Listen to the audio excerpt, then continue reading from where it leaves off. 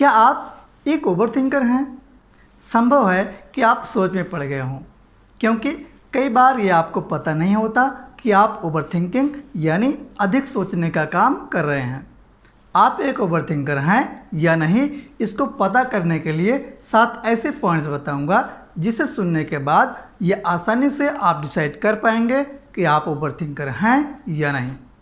इस सेशन में आप ये भी जानेंगे कि ओवरथिंकिंग से आपके ऊपर क्या बुरा प्रभाव पड़ सकता है और कैसे आप ओवरथिंकिंग को रोक सकते हैं।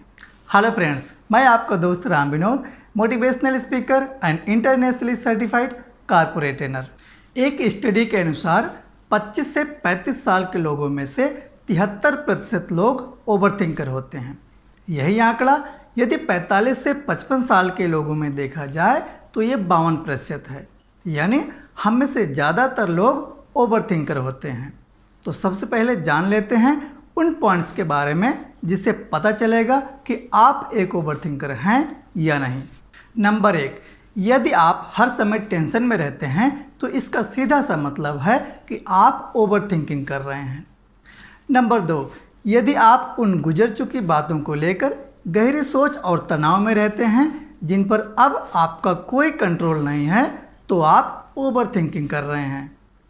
नंबर 3, अगर आप बार बार अपने द्वारा की गई गलतियों को याद करते रहते हैं, उनकी गिनती करते रहते हैं और अपने आप को कोसते रहते हैं कि आप अपने जीवन में कुछ नहीं कर सकते, तो आप एक ओवरथिंकर हैं। नंबर 4, जब आपको कुछ खराब अनुभव मिलता है, जैसे किसी ने आपका इंसल्ट कर दिया हो, बुरा भला कह दिया हो या कुछ लोगों के सामने आपका मजाक उड़ा दिया हो और आप उस चीज़ को बार बार सोचते रहते हैं, आप उसे भूल नहीं पाते हैं, तो आप एक ओवरथिंकर हैं। नंबर 5, यदि आप कोई महत्वपूर्ण डिसीजन लेने वाले हैं और बार बार ये सोचते रहते हैं कि यदि ऐसा हो गया तो क्या होगा, यदि ठीक ना हो पाया तो क्या होगा इत्यादि, तो आप एक ओवरथिंकर हैं। नंबर 6, जब आप सोने जाते हैं तो आप आंखें तो बंद कर लेते हैं लेकिन आपको नींद नहीं आती, सारी बातें बार बार रिमाइंड होती रहती हैं, तो आप एक ओवरथिंकर हैं। नंबर 7, जब आप किसी से बात करके आते हैं तो आप बार बार उन्हीं बातों को रिकॉल करते रहते हैं और ये सोचते रहते हैं कि मुझे ऐसा नहीं कहना चाहिए था, अगर ऐसा कहा होता तो अच्छा होता, अगर ये पूछ लिया होता तो ठीक होता इत्यादि, तो आप एक ओवरथिंकर हैं। अब तक आप ये अवश्य जान चुके होंगे कि आप एक ओवरथिंकर हैं या नहीं, और यदि आप एक ओवरथिंकर हैं तो अब ये जान लीजिए कि ओवरथिंकिंग से आपके ऊपर क्या बुरा प्रभाव पड़ सकता है।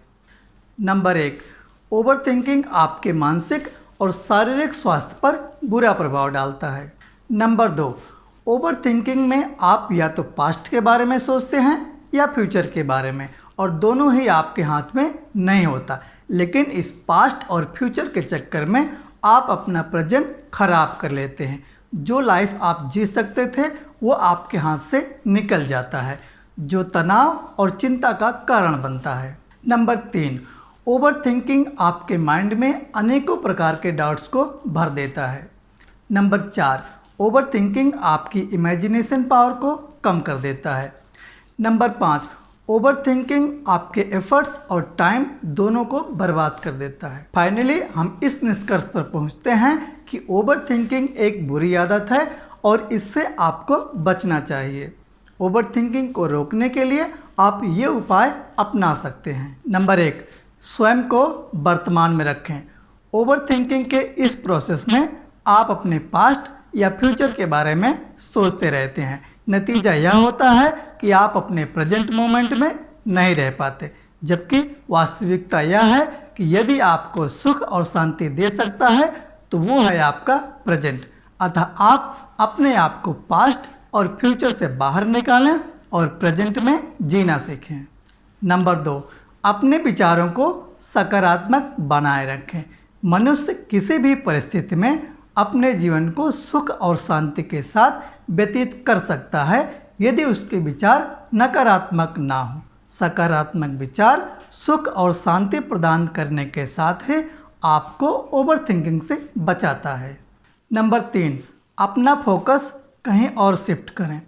ओवरथिंकिंग में आपका पूरा फोकस उन्हीं चीज़ों पर होता है जिनके बारे में आप सोच रहे होते हैं।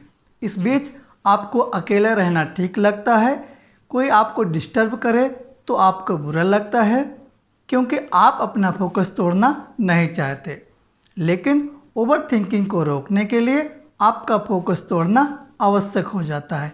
इसके लिए आपको किसी और एक्टिविटी में इन्वॉल्व होना होगा जो आपको पसंद हो। वो आपकी कोई हॉबी हो सकती है, जैसे म्यूजिक सुनना, किताबें पढ़ना, पेंटिंग करना, गेम खेलना इत्यादि। नंबर 4, काम को करने वाले बनो, सोचने वाले नहीं।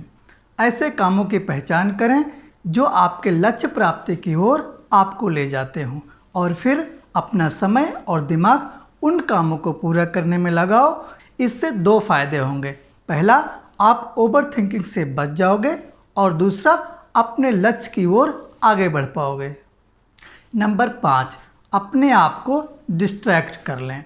आप जिस भी जगह पर हैं, चाहे ऑफिस में हो या घर पर, आप अपने रूम में चारों तरफ ध्यान से देखें। रूम में जो भी चीज़ें हैं उनको ध्यान से देखते हुए उनकी गिनती करें और सोचें कि उनमें से कौन सी ऐसी चीज़ है जो आपके लिए बहुत महत्वपूर्ण है, जिसकी वजह से आपको काम करने में आसानी होती है और आपके जीवन में उसका क्या महत्व है। नंबर 6, अपने लिए एक समय सीमा निर्धारित करें। एक अच्छा निर्णय लेने के लिए यह आवश्यक नहीं होता कि समय ज़्यादा लिया जाए। सही रणनीति और योजना के साथ कम समय में एक अच्छा निर्णय लिया जा सकता है। किसी भी चीज़ का चुनाव करने के लिए आवश्यकता से अधिक समय देने से बचें। तय समय सीमा के अंदर निर्णय लेने और काम करने का तरीका आपको समय की इज्जत करना सिखाता है और जो समय की इज्जत करता है, दुनिया उसकी इज्जत करती है। नंबर 7, मेडिटेशन का अभ्यास करें।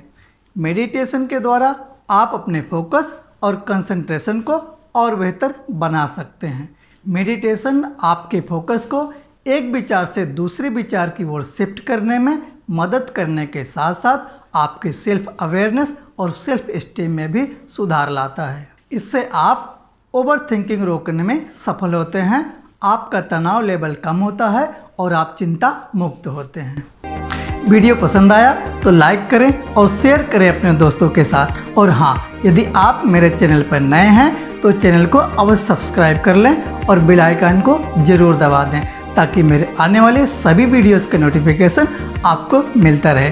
वीडियो देखने और चैनल को सब्सक्राइब करने के लिए आपका बहुत बहुत धन्यवाद।